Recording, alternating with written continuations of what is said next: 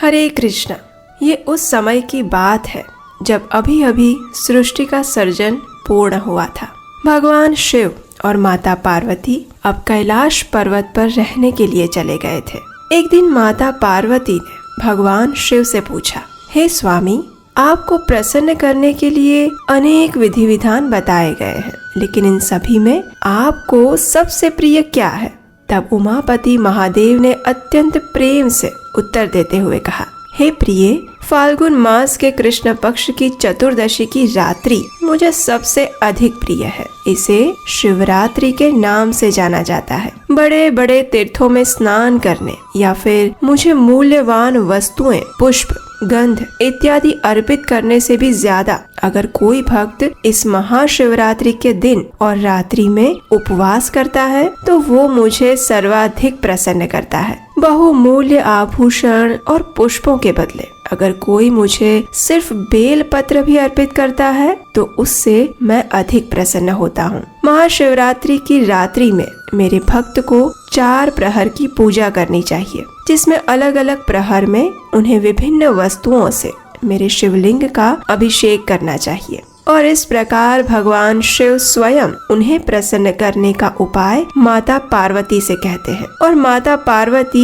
ये विधि अपनी सखियों से कहती है। इस प्रकार भगवान शिव को प्रसन्न करने की ये शिवरात्रि विधि जन जन तक पहुंच जाती है, जिसका पालन आज भी हम करते हैं। स्कंद पुराण में भगवान शिव की स्तुति करते हुए कहा गया है, ज्योतिर्मात्र स्वरूपाय निर्मल ज्ञान चक्षुषे नमः शिवाय शांताय ब्रह्मणे लिंग मूर्तये।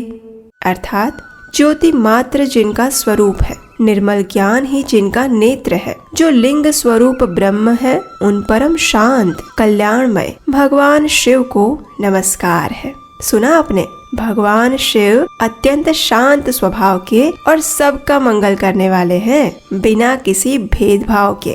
इसी पुराण में सूत गोस्वामी कहते हैं कि फाल्गुन मास के कृष्ण पक्ष की चतुर्दशी का उपवास अत्यंत दुर्लभ है। उसमें शिवरात्रि में जागरण करना ये तो मैं प्रत्येक मनुष्य के लिए सबसे दुर्लभ है ऐसा मानता हूँ। और इससे भी दुर्लभ है शिवलिंग का दर्शन करना, और दर्शन से भी अधिक दुर्लभ अगर कुछ है तो वो है भगवान शिव का पूजन करना। जब आपके 100 करोड़ जन्मों में अर्जित किए हुए पुण्य कर्म जागृत हो जाते हैं, तब जाकर आपको भगवान शंकर की बिल्व पत्र से पूजा करने का अवसर प्राप्त हो पाता है। इसी अध्याय में सूत गोस्वामी आगे कहते हैं कि 10,000 वर्षों तक जिसने गंगा जी में स्नान किया है, उसको जो फल मिलता है वही फल मनुष्य को एक बार बिल्व पत्र से भगवान शिव की पूजा करने से प्राप्त होता है। हर एक युग में कुछ कुछ पुण्य क्षीण होते जाते हैं, लेकिन फाल्गुन मास के कृष्ण पक्ष की चतुर्दशी यानी महाशिवरात्रि के दिन ये सभी पुण्य कर्म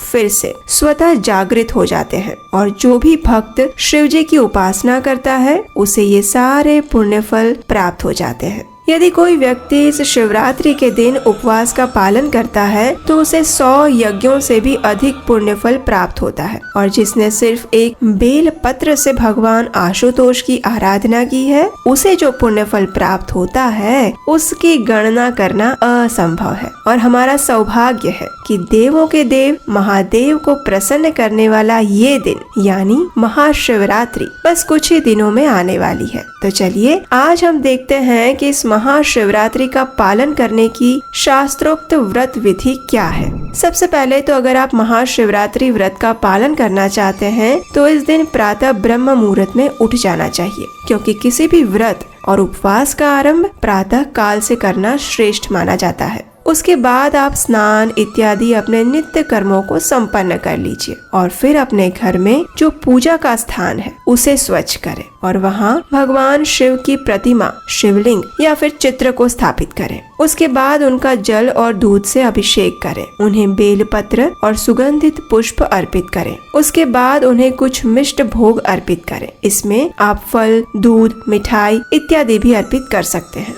तत्पश्चात अगरबत्ती और घी का दीपक जलाएं और 3 या 5 बाती से उनकी आरती करें। इस प्रकार आप प्रातः काल में अपने घर पर भगवान शिव की पूजा कर सकते हैं। उसके बाद आप अपने नजदीक के किसी भी शिव मंदिर में जाएं और वहां उपस्थित शिवलिंग का दूध और जल से अभिषेक करें। उन्हें पुष्प अर्पित करें और भगवान शिव के दर्शन करें, उनकी प्रदक्षिणा करें, उनके वाहन नंदी और कूर्म को प्रणाम करें। अब देखिए, हम सब जानते हैं कि भगवान शिव के मंदिर में नंदी जी का स्थान क्यों होता है, क्योंकि वे भगवान शिव को अति प्रिय है और उनके वाहन है ना। लेकिन क्या आप जानते हैं कि प्रत्येक शिव मंदिर में कूर्म यानी कछुआ क्यों होता है? तो इसका रहस्य ये है कि वास्तव में ये कूर्म हमारी इंद्रियों का प्रतीक है।